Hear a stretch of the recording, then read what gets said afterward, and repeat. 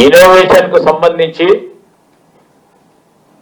ఒక గొప్ప వాతావరణం కల్పించాలని, అదేవిధంగా చాలా ప్రముఖంగా మొత్తము అంతర్జాతీయ స్థాయిలో ఉన్న విశ్వవిద్యాలయాలకు సంబంధించి ఇక్కడ రావటానికి వారు ఆసక్తి చూపెడతా ఉన్నారు.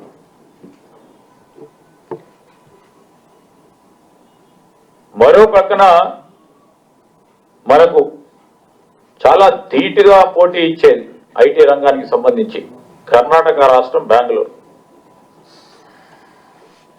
ఈ 2 సంవత్సరాల కాలంలో, సంవత్సరంన్నర కాలంలోనే ఒక్కటే ఫైనాన్షియల్ ఇయర్ లో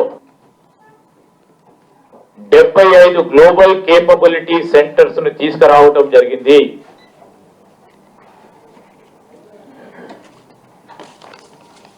మేము గట్టిగా చెప్తా ఉన్నాం, గర్వంగా చెప్తా ఉన్నాం, ప్రపంచంలో ఉన్న అతి పెద్ద కంపెనీకి సంబంధించిన జీసీసీ మన దగ్గర ఉన్నది. అత్యధిక జీసీసీలు ఒక్క సంవత్సర కాలంలోనే మనకు రావటం అనేది మీరే చూసినారు. ఇది మేము 2 సంవత్సరాల కాలంలో ప్రభుత్వం వారికి ఇచ్చిన గొప్ప నమ్మకంతో ఇక్కడ కల్పిస్తా ఉన్న వారికి అనుగుణమైన వాతావరణానికి సంబంధించి మాపై నమ్మకం పెట్టుకొని జీసీసీలు వస్తూ ఉంటే ఈరోజు మేము కాదు, అంతర్జాతీయ స్థాయిలో కానీ జాతీయ స్థాయిలో పత్రికల్లో కానీ ప్రసార సాధనాల్లో కానీ Hyderabad in future is going to become the GCC capital అని చెప్తా ఉన్నారు.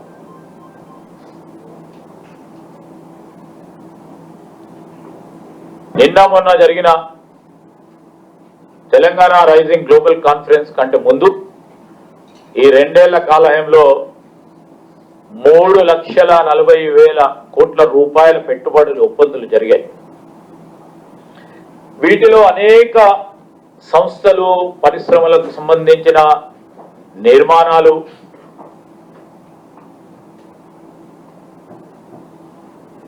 వారందరూ కూడా చేపడతా ఉన్నారు.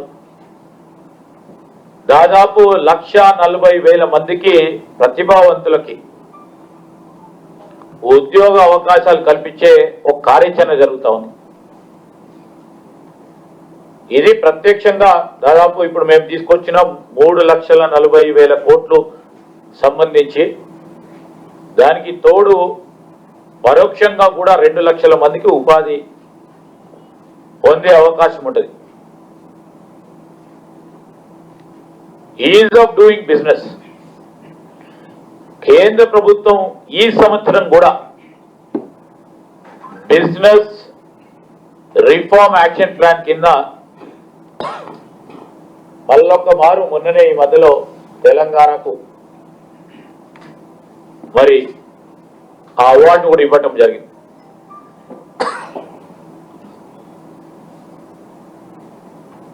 రాష్ట్రానికి సంబంధించి ప్రధానంగా మనం చూస్తూ ఉంటే ఇక్కడ ఉన్న పరిశ్రమలకు సంబంధించిన వాతావరణం, ఈకో సిస్టమ్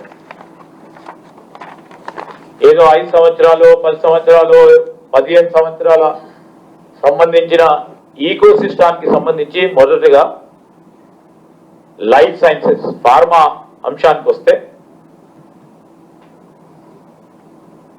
ఆనాడు అప్పుడున్న పెద్దలు కేంద్ర ప్రభుత్వంలో కాంగ్రెస్ పార్టీ ప్రభుత్వంలోనే అనేక ప్రభుత్వ రంగ సంస్థలను స్థాపించారు. ఫస్ట్ ఇక్కడ ఐడిపిఎల్ ఒకసారి చూసుకుంటే ఒక పెద్ద ప్రభుత్వ రంగ సంబంధించిన సంస్థ.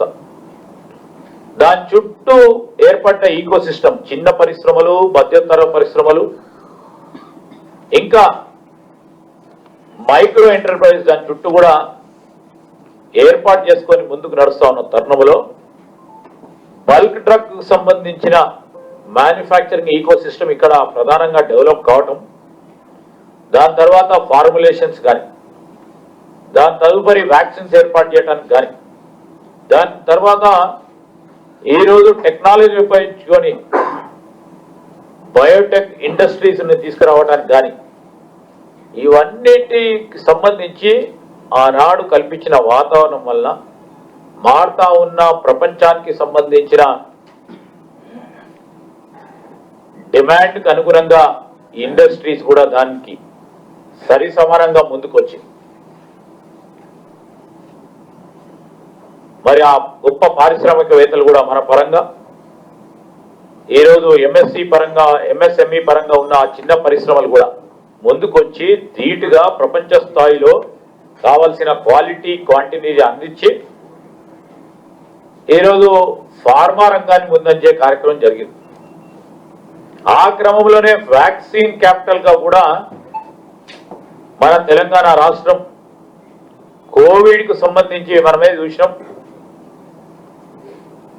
వ్యాక్సిన్ అందించే ఒక కార్యాచరణ తీసుకున్నదంటే 2 సంవత్సరాల్లో ఫ్యాక్టరీ పెట్టి 3వ సంవత్సరంలో వ్యాక్సిన్ అందించారు.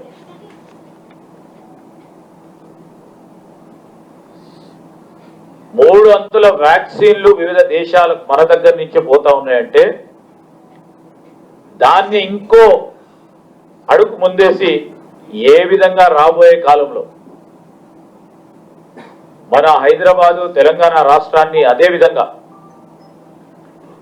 ఫార్మా లైఫ్ సైన్సెస్ సంబంధించిన ప్రధాన కూడలిగా మొత్తం అంతర్జాతీయ స్థాయిలోనే 4-5 ప్రధాన కూడలిలు ఉన్నాయి. దాంట్లో హైదరాబాద్ ప్రధానంగా ఉండాలని ఆ పోటీలో నిలబడాలని ఒక ప్రయత్నం చేస్తా ఉన్నాం. ఆ క్రమంలో మీ అందరు కూడా చూస్తా ఉన్నారు. మొన్న జరిగిన